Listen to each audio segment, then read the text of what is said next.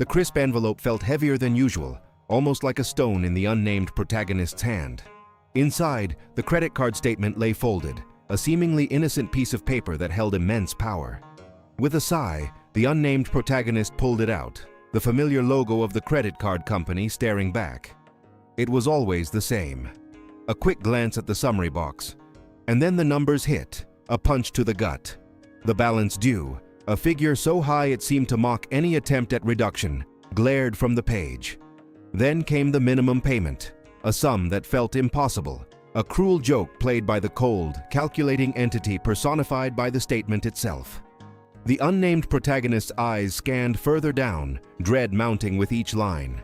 There it was, bolded and underlined, a new, higher interest rate.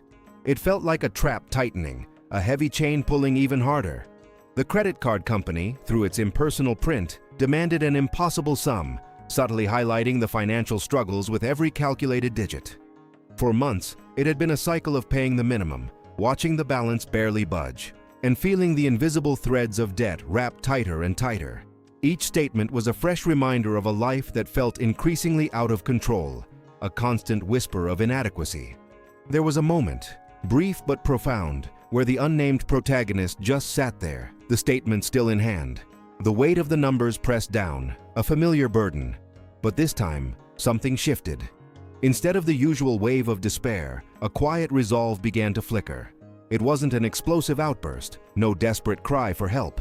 It was internal, a deep, silent promise. A profound internal shift took place, almost imperceptible to anyone watching, yet monumental within. The unnamed protagonist took a slow, deep breath, holding it for a moment before letting it out. This debt, once a crutch, would become a stepping stone. The thought settled in, firm and unwavering.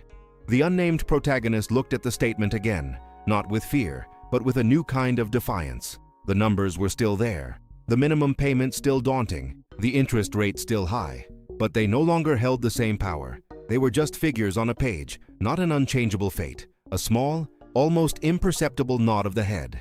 The unnamed protagonist reached for a pen, not the one usually used to write out a check, but a different one. It was a pen meant for planning, for charting a course. The tip hovered over a blank piece of paper next to the statement. Not to sign away another payment, not to acknowledge defeat. Something else entirely was about to be written. The next move was clear, even if the details were still forming. Before we continue, subscribe to the channel and tell us in the comments where you are watching from. That pen, poised over the blank page, marked a quiet turning point, a stark contrast to the financial chaos that had become a daily reality. The unnamed protagonist remembered when this overwhelming debt started, a slow creep rather than a sudden avalanche. It began with an optimistic swipe, a small purchase here, a slightly larger one there, all justified by the promise of future earnings or the illusion of immediate need. Each transaction felt harmless at the time, a convenient way to bridge a gap, to acquire something desirable. But convenience quickly turned into dependence, and dependence into a heavy chain. The alarm blared every morning, a jarring start to a day already mapped out by financial obligation. There was no lingering, no lazy mornings. A quick, cheap breakfast, usually something bought in bulk, was eaten standing up. Then, the dreaded ritual, checking the bank accounts. The balance always seemed to dwindle faster than it grew, a constant source of low-level dread. Every dollar leaving felt like two arriving, but the opposite was true. The numbers were always a reminder of what was owed, not what was saved. The commute was a long, crowded bus ride, a daily reminder of the grind. Each bump and jostle of the journey to the demanding job felt like a physical representation of the uphill battle against accumulating interest. At work, every hour was a race, not just against deadlines, but against the clock ticking on the debt. Lunch was always leftovers, carefully portioned, sometimes even bland. The unnamed protagonist would see colleagues chatting about weekend plans, new gadgets, or recent vacations. There was a quiet ache, a sense of being on the outside looking in. The pressure of financial limitations, a constant weight. The new phone a colleague showed off, or the exotic travel photos, just highlighted the gap, the things the unnamed protagonist couldn't afford. The afternoon often bled into another shift. A second, part-time job, delivering food or working retail, was a necessity, not a choice. It extended the day late into the evening, fueled by coffee and sheer willpower. Arriving home, exhaustion was total. Too tired for anything but a quick, simple meal, and a few moments of silent worry before sleep finally came. The cycle repeated itself, day after day, a relentless treadmill. Home was a small apartment in an older but safe neighborhood. The rent was manageable, a conscious decision to keep costs low, but even that left little room for saving, let alone aggressively paying down debt. Family was mentioned briefly in conversations, sometimes offering well-meaning but ultimately unhelpful advice about saving more or cutting back, unaware of the depth of the financial struggle. There was a sense of isolation, carrying this burden alone. The tensions accumulated. There was the small, embarrassing moment at the store when the credit card was declined for a minor purchase, a public spotlight on the tight limits. The cashier's polite but firm tone, the line of people behind, the hot flush of shame. It all underscored the relentless pressure. Then came the utility bill stress. Even after working extra hours, a late notice would still arrive. A stark reminder that the effort wasn't enough. Declining invitations from friends became a regular occurrence, leading to a sense of being left out, of drifting away from social circles. "Can't make it this time?" became a common phrase, a polite lie covering financial inability. The luxury trap was clear in hindsight. The new phone that seemed so necessary, the small home appliance bought on credit. They had quickly become liabilities, their initial shine fading as the interest accrued. Emotionally, the cracks were showing. The habit of ignoring credit card statements, letting them pile up unopened, was a form of avoidance, rationalizing small impulse purchases. "I deserve this," despite the financial strain, was a coping mechanism. The insidious habit of comparing one's financial situation to others, seeing colleagues or friends seemingly effortlessly affording things, led to feelings of inadequacy and resentment.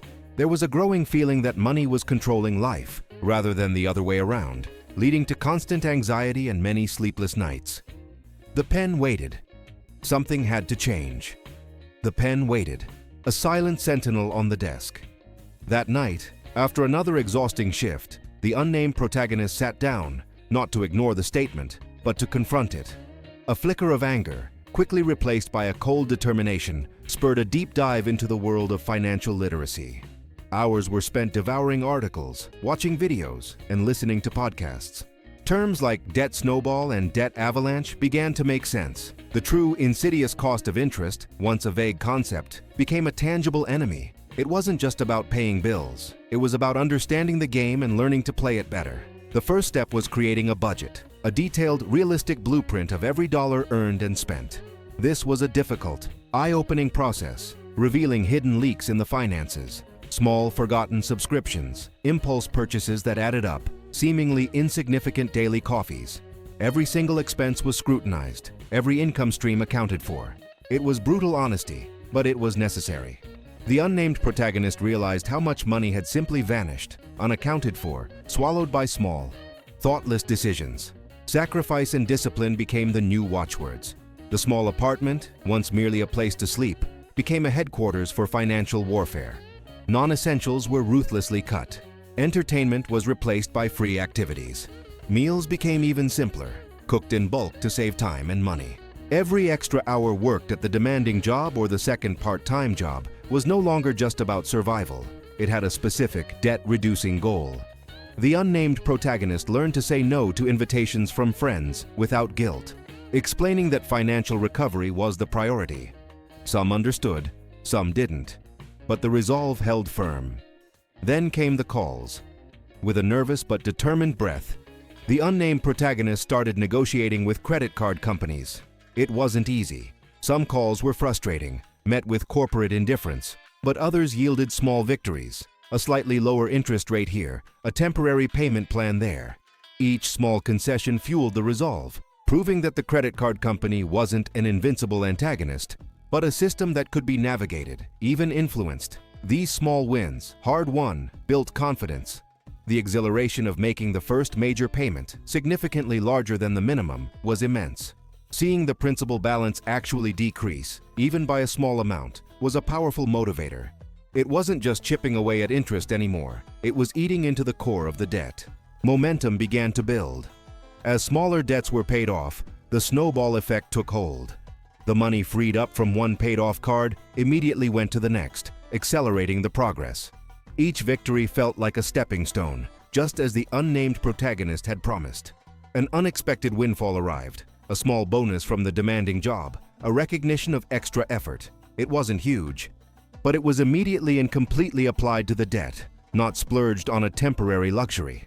This wasn't about instant gratification anymore. It was about lasting freedom. The small apartment began to feel less like a cage and more like a sanctuary, a place where new habits were forged and a new future was being built. The climactic moment arrived with the very last payment on a credit card. The feeling of freedom and relief was immense, a physical lightness that replaced years of heavy worry. The antagonist, the crushing debt, was vanquished. The unnamed protagonist wasn't suddenly rich, but was debt-free. There was a solid emergency fund now, a buffer against future shocks, and a clear financial plan for the future. The daily routine was still challenging, still involved hard work, but the underlying stress was gone. A newfound confidence and peace of mind had settled in. The numbers on that statement no longer define my worth. They define my journey to freedom.